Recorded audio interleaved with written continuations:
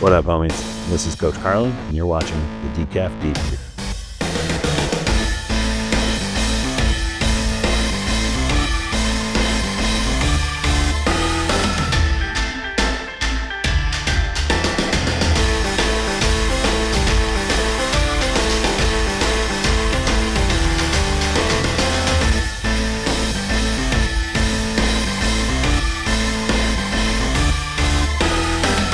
Welcome back. We are back with the 2026 edition. Man, holy shit, we are in 2026. I was looking back and organizing my YouTube because I organize my entire life all the time. And I have spreadsheets and data for literally everything. I've been doing this since 2021, which is fucking cool that we've been able to keep putting out content for that long, keep giving you guys something to look forward to, and just kind of talk because I love talking and I can just talk into a camera for fucking ever. So yeah, we are in 2026 January. We had two meets that happened, which were really, really cool. We had our first meet of the season here at Mustache, and then we had a state championship on the next day. So in USAPL, we kind of changed the structure a little bit. Masters lifters can qualify at a local meet, but the open lifters have to go to a state championship in order to qualify for said meet. So not necessarily the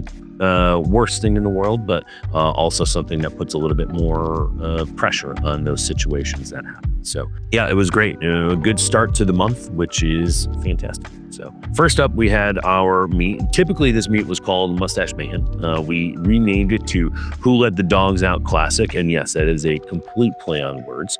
And that was completely intentional because I think there's subconsciously some members who have foot fetishes, and I will call them out because they won't admit to it. And that's exactly why we did that. So with that being said, I also love hot dogs. So yeah, hot dogs, actual dogs, and foot fetishes. So there we go.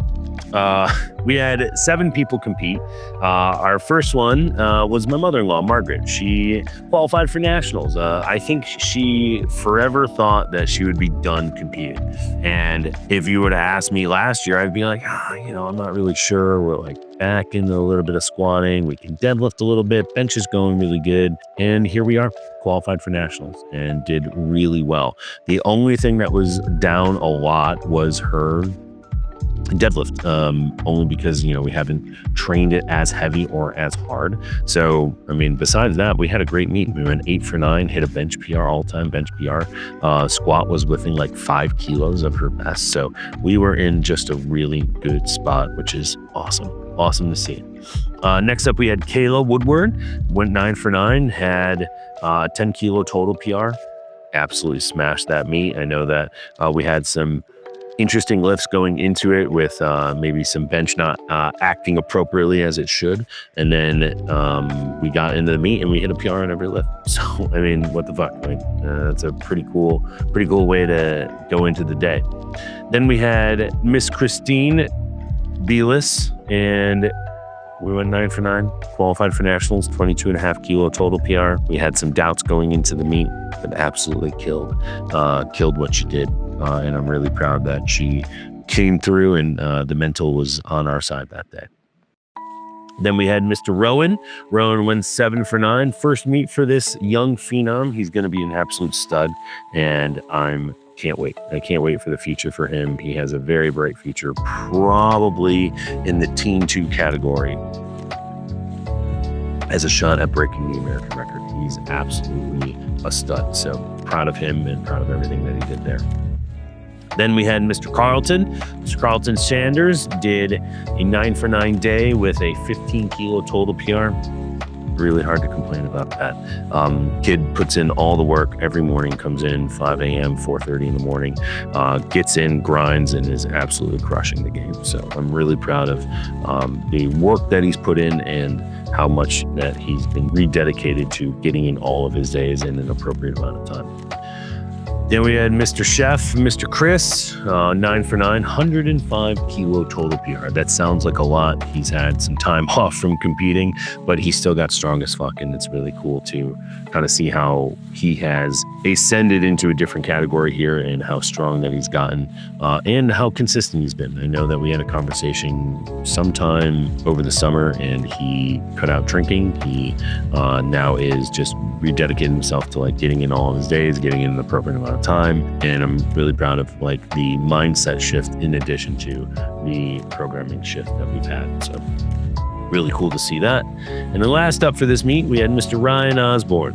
Oh man, another 9 for 9 day. Guy is cruising. He was very strong when we last left, and we got all the way up to 95% of his best ever total. And that was like with minimal training. We're now back into training hard. We're back into having a great overall day. Everything is like where it needs to be. He is training really hard. He's progressing really well, and hard for me to really complain all that much because of how much work that he's put in. So great. I mean, it was a great mustache meet. It was small, mighty, but we also had a lot of quality lifting from our lifters, which was really, really cool. Next up, we had this Wisconsin State meet where Miss Mariah Urban qualified for Nats, going 8 for 9 and did 2.5 kilos less than her best.